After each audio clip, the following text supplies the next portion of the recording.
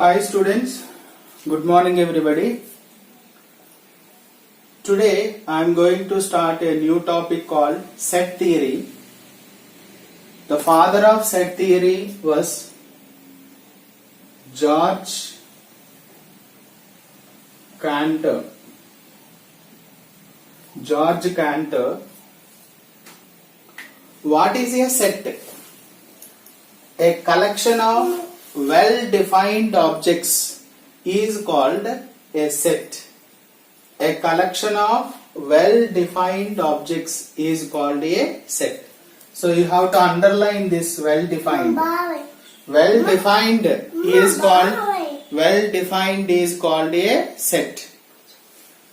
A collection of stamps, a collection of toys, a collection of books. This collection is well defined.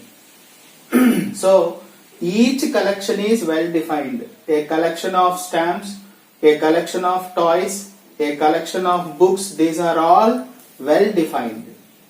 A group of boys playing hockey, a group of girls playing badminton, a group of students going for picnic.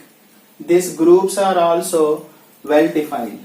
So well-defined collection of objects is called a set.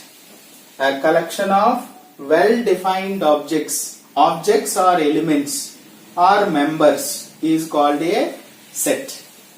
Okay. See, for example, well-defined means suppose a collection of lovely flowers is not a set. Why? Lovely flowers. A collection of all the lovely flowers is not a set. Why it is not a set? Because lovely flowers means some flowers may be lovely to few members or do not like by somebody else. Which are lovely to others may not be lovely to remaining members. Okay, because some flowers will be liked by few people and will not be liked by some people, right? A collection of lovely flowers is not a set. A collection of red flowers. Red means it is particularly mentioned here. Red flowers means surely people will like the red flowers. Only red flowers. Okay? A group of young players is not a set. Why it is not a set? Young players. How do you decide that whether they are young or not? Particularly age should be mentioned. Whom do we call young players? That should be mentioned there. So it is not well defined. That is why it is not a set. A group of players with ages between 14 years and 18 years is a set. See, it is clearly mentioned here. A group of players with ages between 14 years and 18 years is a set. Whom do we call players here between 14 years and 18 years? It is clearly mentioned, so it is a set. Understand? So, well-defined objects are called set. If it is not well-defined, it is not a set. Okay, these are all well-defined. So they are all called sets. Elements of a set. How do we write the elements? The objects used to form a set are called its elements. Usually elements of the set we use as small letters like small alphabets A, B, C, small a, small b, small c, like that. And sets are denoted by capital letters like capital A, capital B, capital C, etc. Okay, for example, set of vowels in the English alphabet. A, E, I, O, U. See, small letters are used here. Set is denoted by capital A and elements are denoted by small letters. So, what is a set? A collection of well-defined objects. A collection of well-defined objects is called a set. Well-defined, it should be well-defined. So we should be able to say that whether the elements are well-defined or not. Okay? Let us see some examples. Set means a collection of well-defined objects. Okay.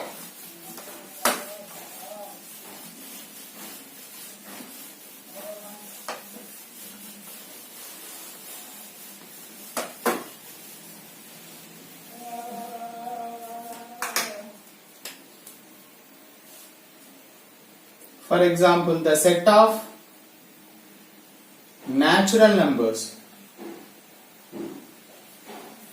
Set of natural numbers, capital N, equal to. Natural number starts from 1, right?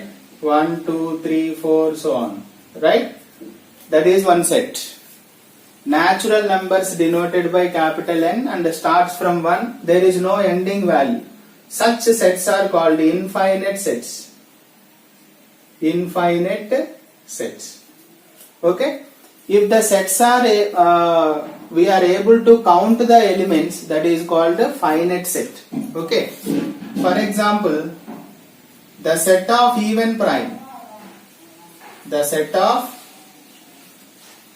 even primes. What is the even number and prime number? Only one element is there, that is 2. It is finite set, right? It is a finite set, and if a set has only one element, if a set has only one element,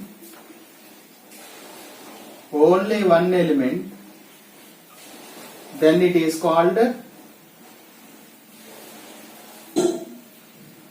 singleton set. Singleton set. So, if you are able to count the number of elements in the given set, that is called a finite set. For example, the set of even prime is 2, that is finite set. Okay, only single element is there, that is why it is called singleton set. The set of whole numbers. The set of whole numbers, W is equal to, starts from 0. Starts from 0. No largest number here. So it is also a infinite set. Infinite set. Infinite set. Okay. Clear? Now, the set of whole numbers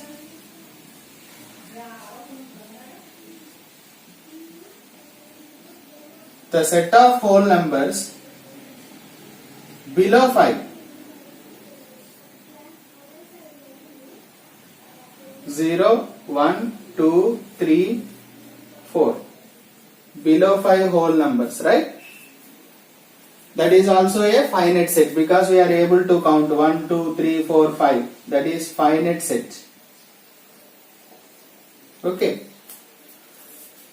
Here, see, 1 belongs to capital N, right? 1, how do we read this symbol? Belongs to. That is called epsilon. Epsilon. We use the symbol epsilon to denote one element belongs to the set. But 0 does not belong to n. 0 element do not belong to n. That is called does not belong. Does not belong. 1 belongs to n, but 0 does not belong to n. This we read it as does not belong. If one element belongs to the set, we write belongs to. Read it as belongs to. This is does not belong to. Okay? Does not belong to n. Okay? The number of elements in the set is called the number of elements in the set is called cardinal number. Cardinal number. of a set. Cardinal number of a set. For example, the set of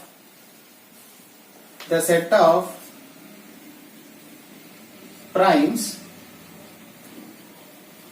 below 10. What are the set of primes below 10? 2, 3, 5, 7. Right? How many elements are there? Number of elements. Let it be A. Okay. So, number of elements in A is equal to 4. So, 1, 2, 3, 4. So, 4 elements are there. That is called number of elements in the set is called cardinal number of the set. Cardinal number of the set. Okay.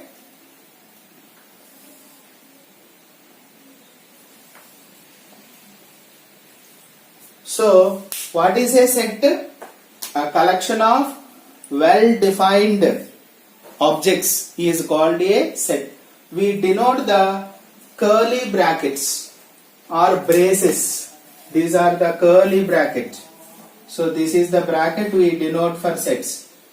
We call it as braces or curly brackets. Okay?